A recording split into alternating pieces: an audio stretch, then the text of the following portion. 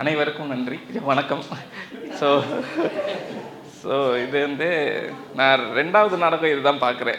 நான் திரைத்துறையில் இருந்தாலும் ரெஜின்லாம் எனக்கு நல்ல பழக்கம். பட் ஆனால் நாடகம் எனக்கு ரொம்ப பார்க்குறதில்ல. இனி இது பார்த்ததுக்கப்புறம் நிறையா பார்க்கணுன்ற எண்ணம் தோண்டியிருக்கு. அது மாதிரி ரொம்ப நெருக்கமாக இருந்துச்சு பார்க்கும் பொழுது. அப்படி கொடுத்ததுக்கு வசந்தனுக்கும் அன்பரசிக்கும் முதல்ல நன்றி.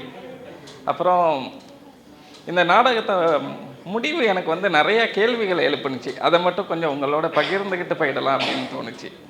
கடைசியாக சிந்தாமணி செல்வி சொன்ன அந்த வசனம், அம்மா மாதிரி நான் இங்கேயே இருக்க மாட்டேன், எனக்கு பிடிச்ச மாதிரி போயிடுவேன் அப்படின்றதும், அம்மா அந்த டைரியை படித்ததும் எனக்குள்ளே நிறைய கேள்விகளையும், எனக்குள்ளே அந்த அம்மாவோட டைரி என்னவாக இருக்கும், அவங்களோட சிறு பிள்ளையாக இருக்கும் பொழுது அவங்க என்னென்னலாம் எழுதியிருப்பாங்க, கடைசியில் அந்த அம்மா இந்த பழைய அந்த நாடகத்தோட தொடக்கத்தில் பழைய டைரியில் வரவு செலவு கணக்கும் துவைக்க தைக்கப்பட்ட லிஸ்ட்டும் எழுதுகிற அந்த 2 காட்சியையும் வச்சு அந்த அம்மாவோட டைரி என்னவா இருந்திருக்கும், அவங்க சிறு பிள்ளையாக இருக்கும் பொழுது என்ன எழுதியிருப்பாங்க அப்படின்ற கேள்வி எனக்குள்ளே வந்துச்சு.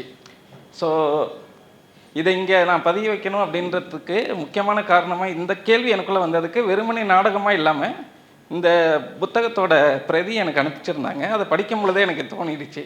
ஸோ அதை நான் இங்கே சொல்லிக்க விரும்புகிறேன். ஓகே, அனைவருக்கும் நன்றி.